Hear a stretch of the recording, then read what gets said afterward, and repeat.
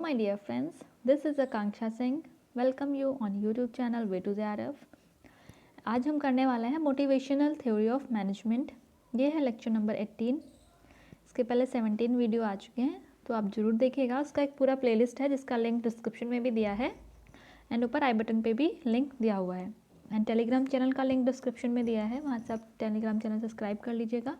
आपको वहाँ पे सारे PDF और क्विज क्वेश्चंस भी मिलेंगे। Now start the video. आज हम सबसे पहले आती है मैस्लो की hierarchy of need. Hierarchy means एक सीक्वेंस, नीड्स का एक सीक्वेंस। मैस्लो ने दिया है कि जो ह्यूमन बीइंग है उसकी नीड का क्या सीक्वेंस, उसकी ज़रूरतों का क्या सीक्वेंस है और उसकी क्या प्राइमरी या बेसिक नीड्स हैं, उसके बारे में मैस्लो ने बताया है। तो Maslow's hierarchy of need is a theory of motivation. जो ये हायरार्की ऑफ नीड है ये स्पेशली मोटिवेशन थ्योरी है जो बताती है कि 5 category of human need dictates an individual behaviour. जो ह्यूमन नीड है वो 5 कैटेगरी की है, मीन्स 5 कैटेगरी की ह्यूमन नीड्स हैं जो ह्यूमन के बिहेवियर के बारे में बताती हैं। मैस्लो ने जो थ्योरी दी है हायरार्की ऑफ नीड, ये स्पेशली एक मोटिवेशनल थ्योरी है जो ये ह्यूमन बिहेवियर के बारे में बताती है। और ह्यूमन बिहेवियर के बारे में बताती है, उसका डिस्क्रिप्शन ये है कि जो ह्यूमन नीड की जो कैटेगरी है, 5 कैटेगरी है ह्यूमन नीड की, वो इंडिविजुअल ह्यूमन बिहेवियर के बारे में बताते हैं। उसके बाद जो अब्राहम मैस्लो थे, ये अमेरिकन साइकोलॉजिस्ट थे और इन्होंने जो ये ह्यूमन बिहेवियरल मोटिवेशन थ्योरी दी है, इसके 5 फैक्टर्स हैं, मीन्स 5 बेसिक नीड्स हैं, इसको बोल सकते हैं 5 फैक्टर्स हैं। These needs are arranged in order in which a person seek to gratify them. और जो भी ये 5 नीड्स हैं या 5 फैक्टर्स हैं, जो इनको एक ऑर्डर में सीक्वेंस किया गया है, जैसे जैसे उनकी पर्सन को रिक्वायरमेंट होती है, उनकी रिक्वायरमेंट के अकॉर्डिंग उनको ऑर्डर में बताया गया है। तो इनका एक ऑर्डर है।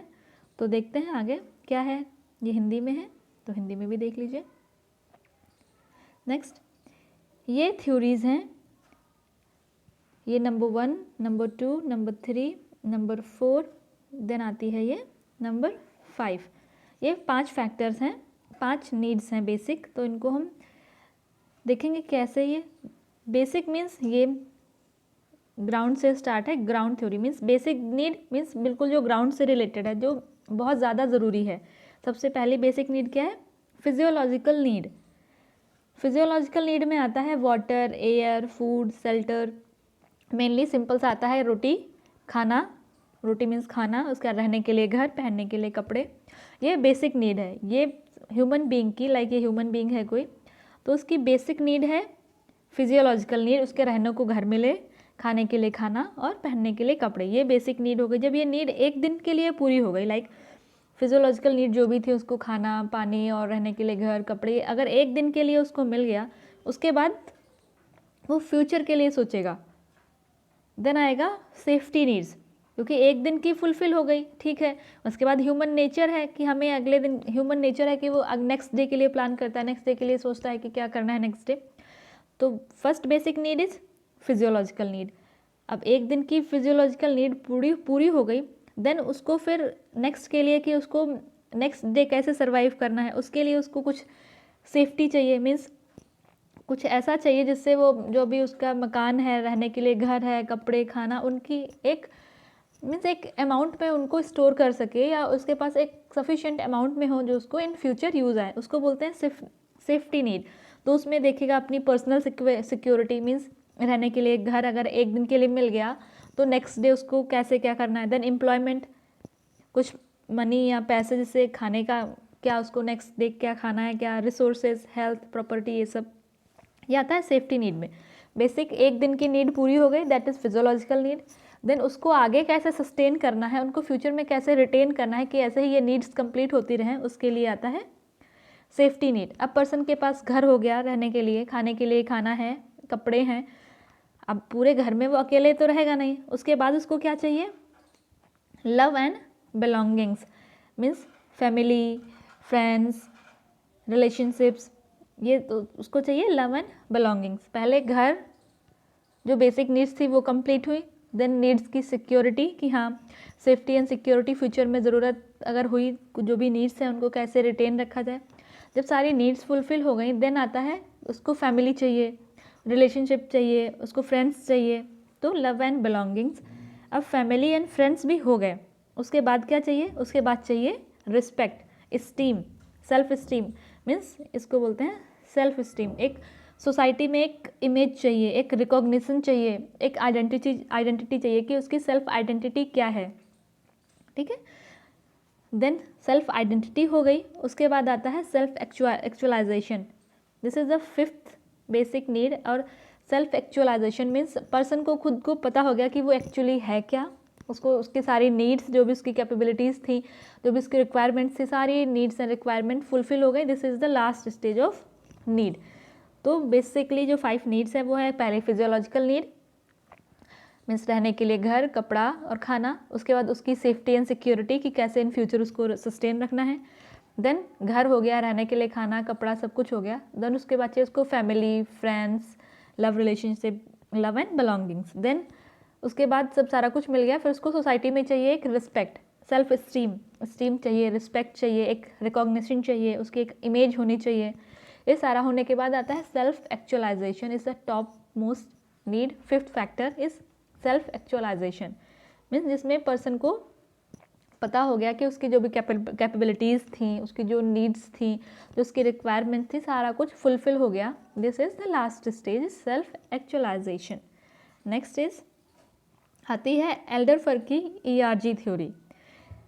ये एल्डरफर की जो ERG थ्योरी है वो मैस्लो की जो ये हायरार्की नीड थ्योरी थी उसी से रिलेटेड है, उसी पे बेस्ड है। मैस्लो ने दिए थे 5 फैक्टर, ठीक है।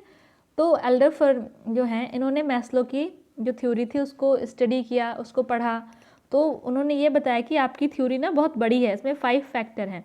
तो इसको रीऑर्गेनाइज्ड करके एल्डरफोर ने थ्योरी दी, उसमें उन्होंने दिए 3 फैक्टर्स, 3 लेवल दिए।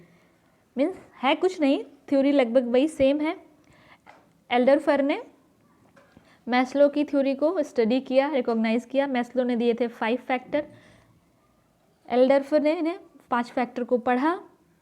देन उसके बाद उन्होंने उसको बताया कि आपकी थ्योरी बहुत बड़ी है, उसको उन्होंने 3 स्टेजेस में कर दिया कि लो आपकी सेम थ्योरी, उसको हम 3 स्टेजेस में प्रेजेंट कर रहे हैं। तो जो एल्डरफर थे इनका पूरा नाम था क्लेटन P. एल्डरफर। इन्होंने मैस्लो की थ्योरी को स्टडी किया, अच्छे से पढ़ा उसको। उसके बाद उन्होंने इसमें 3 लेवल्स दिए कि आपकी जो थ्योरी थी वो 5 लेवल थी और एल्डरफर ने उसको 3 लेवल्स में दिए। ये भी थ्योरी ऑफ मोटिवेशन ही है। तो उसमें क्या 3 लेवल्स क्या दिए इन्होंने 3 लेवल दिए ERG, इसीलिए बोलते हैं एल्डरफर की ERG theory. E means existence, R से रिलेटेडनेस, G से ग्रोथ।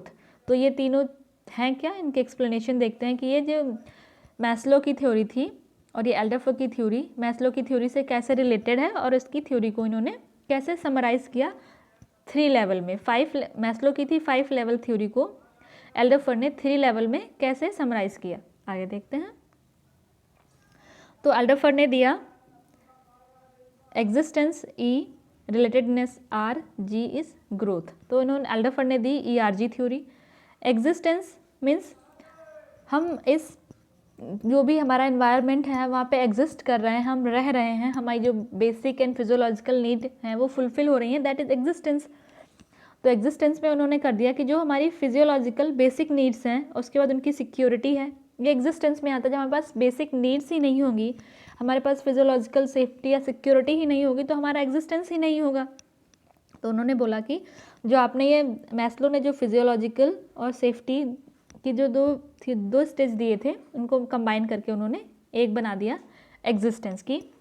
वैसे भी ह्यूमन नीड के लिए फिजियोलॉजिकल नीड ज़रूरी है, उसके बाद उसकी सिक्योरिटी ज़रूरी है, और सिंपली एग्जिस्टेंस के लिए, पर्सन की एग्जिस्टेंस के लिए, अगर पर्सन सोसाइटी में रह रहा है, किसी एनवायरनमेंट में है, तो उसकी एग्जिस्टेंस के लिए उसको उसकी जो फिजियोलॉजिकल नीड है वो फुलफिल हो, उनकी सिक्योरिटी हो। तो उन्होंने ये दोनों स्टेज मिला के बना दी एग्जिस्टेंस।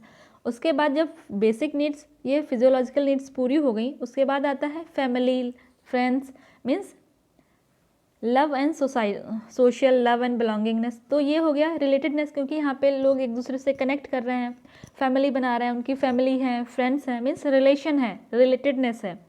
तो पहले तो यहाँ पे एग्जिस्टेंस हो गया कि हाँ हम एग्जिस्ट करते हैं एनवायरनमेंट में। एग्जिस्ट करने के बाद रिलेशनशिप्स क्या हैं, अगर हम एग्जिस्ट कर रहे हैं एनवायरनमेंट में, तो सोसाइटी में अगर हैं तो सोसाइटी के साथ हमारे रिलेशनशिप्स क्या हैं, हमारी फैमिली कौन सी है, फ्रेंड्स कौन है। तो एग्जिस्टेंस के बाद रिलेशनशिप, रिलेशनशिप के बाद आता है self esteem and self actualisation. इनको बता दिया इन्होंने ग्रोथ, क्योंकि अब सब कुछ मिल गया, अब पर्सन को ग्रोथ करना है, ग्रो करना है, तो उसमें आता है सेल्फ स्टीम मीन्स रिस्पेक्ट, एक इमेज। उसके बाद सेल्फ एक्चुअलाइजेशन की जो भी उसकी कैपेबिलिटीज़, एबिलिटीज़, जो भी उसकी रिक्वायरमेंट्स थी वो सारी फुलफिल हो रही, तो ये आ गया ग्रोथ में। तो ये एल्डरफर ने जो मैस्लो की 5 स्टेज थ्योरी थी, ये इसको उन्होंने तीन लेवल में कंप्राइज करके न्यू थ्योरी जनरेट किया। Now next is Herzberg's motivation theory. Herzberg ने भी दिया मोटिवेशन थ्योरी, इसको बोलते हैं 2 फैक्टर थ्योरी। मीन्स इसमें जो इन्होंने मोटिवेशन की थ्योरी दी है हर्ज़बर्ग ने, इसमें 2 फैक्टर हैं, इसलिए इसको 2 फैक्टर बोलते हैं। इस थ्योरी को और भी कई नामों से जानते हैं, वो जैसे हो गया 2 factor theory, Herzberg's motivation hygiene theory, dual structure theory. ठीक है, ये इसके कुछ और भी नाम है, नाम से इनको डिनोट करते हैं कि हर्ज़बर्ग की जो मोटिवेशन थ्योरी है उसको और कितने कितने नामों से जाना जाता है, तो उसको 2 फैक्टर थ्योरी बोलते हैं। हर्ज़बर्ग्स की मोटिवेशन हाइजीन थ्योरी बोलते हैं। Dual structure means 2 factor is dual structure theory बोलते हैं।